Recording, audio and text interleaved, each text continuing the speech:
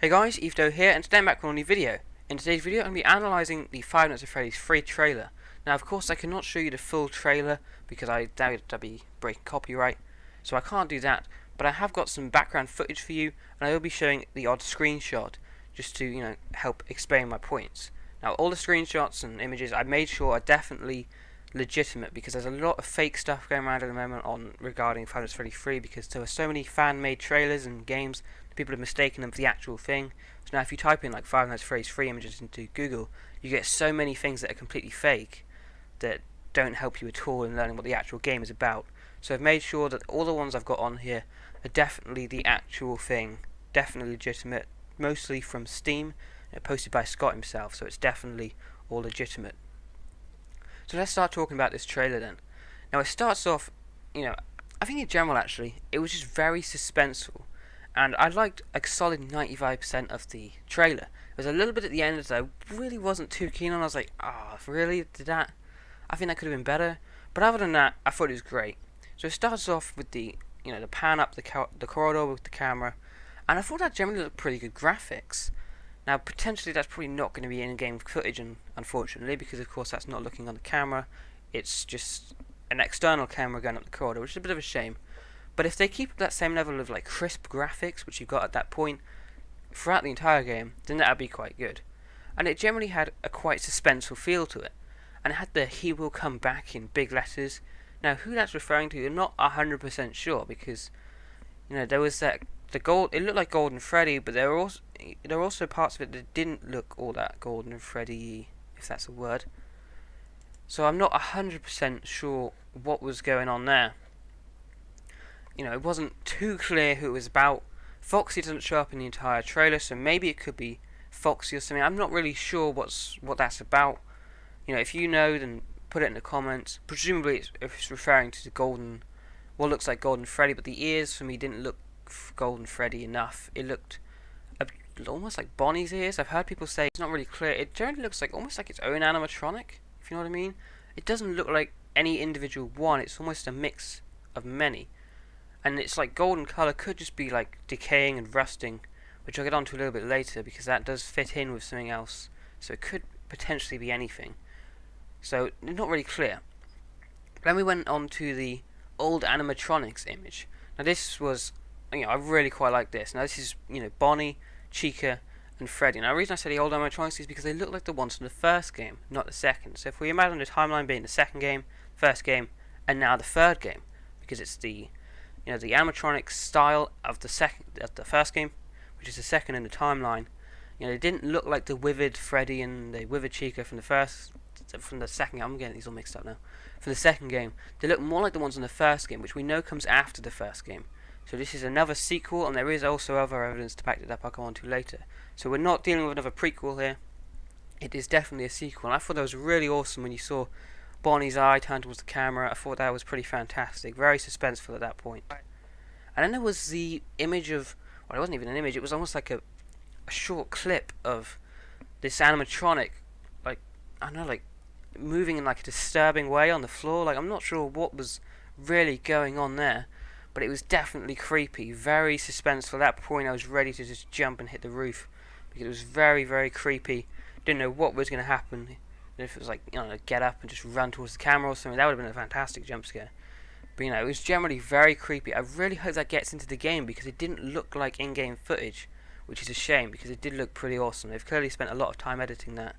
It would have been a shame, or it will be a shame, if it doesn't make it into the final game.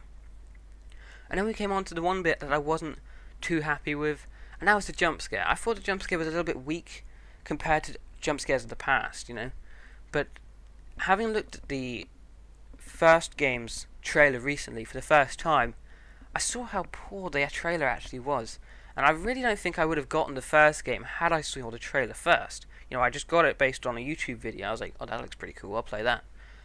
But I saw it on the trailer recently, and I was like, oh, that doesn't look very good. The jump scare was just Bonnie taking his mask off, and I was like, well, I've definitely seen much scarier jump scares in this game. So they clearly changed it, and they made it into a fantastic game that is Five Nights at Freddy's 1. So hopefully they'll adjust the jump scare a little bit, make it a little bit more scary. Or maybe this is just the least scary jump scare in the game. Maybe there's other ones, and this is luring us into a false sense of security. Not really clear. And then we go on to some images taken from Steam, posted by Scott, that help explain maybe some new features in the game, and also the layout of the cameras. And I'll start with the new features, and that's this system reboot image, and it's got audio devices, camera system, and ventilation all set to error, and there's the option to reboot them all. Now maybe that's how you beat the game this time. Maybe it's not that you do wait until 6 AM. You have to maybe reboot them all one after the other, and once you've done all of them, you can then exit the building and come in for the next night.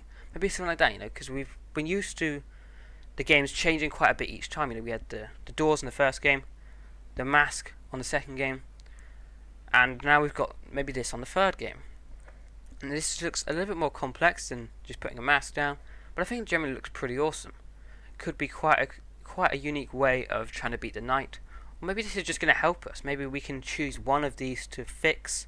Most people probably choose the cameras, or maybe we can choose, I don't know, the other ones, you know, audio so we can hear where they are, or ventilation. I'm not sure really what that would do, but you know, that would be a pretty awesome thing too. So I'm not really sure 100% of what's going on here, but either way it looks pretty great. Now onto an image of the camera layout. Now we can see that it's actually downsized a fair bit, which I quite like. In the second game, there were so many cameras, I didn't get to look at each one that well. You know, I didn't know the cameras as well as they did the first game. The first game I knew every camera, what was going to be there, and what it looked like. And I quite liked that, because there was a reasonable, a manageable amount of cameras. There's only 10 here, and they've each got, it's just 1, 2, 3, 4, 5, you know, up to 10. There's no 2A and 2B or anything like that. So it's nice and simple to use. Little brackets around the one you're on as well, with, you know, it's like lit up green. Maybe the brackets aren't referring to that though, because the brackets could be there for something else, because you've already got the green to tell you what camera you're on. Maybe there's something special on this camera. Could be the foxy head in the background.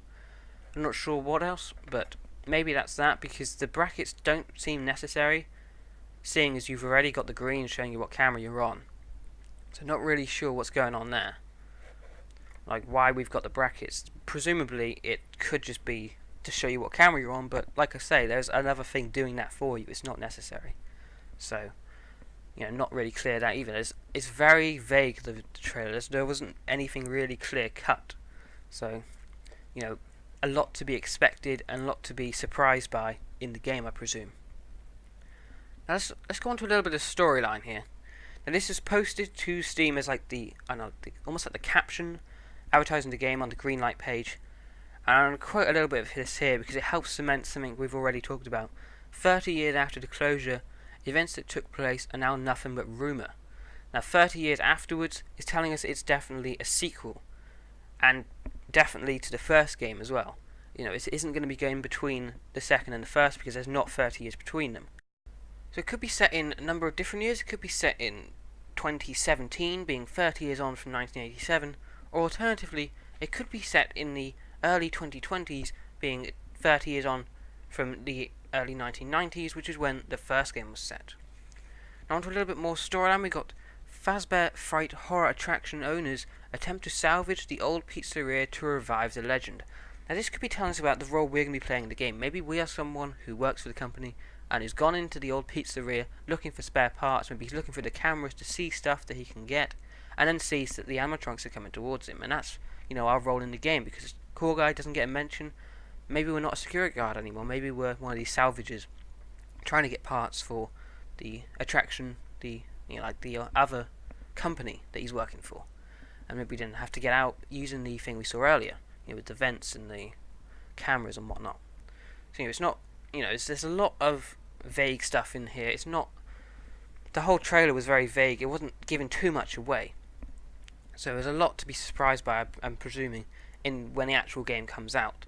You know, not too much has been given away, which is something that the trailers are often quite good at when it comes to Five Nights. And the last line is the attraction now has one animatronic. So maybe they did manage to take one animatronic for the attraction, and maybe the other ones are now coming after the people taking them. Maybe something like that. Maybe that's the storyline. Until the game comes out, this is of course just speculation, we don't know, but it generally looks as though that could be something that's going to be happening. I hope you found this video helpful or in any way informative, and if you have, then please just take 1 second hit the like button below and subscribe if you want to see some Five Nights at Freddy's free gameplays.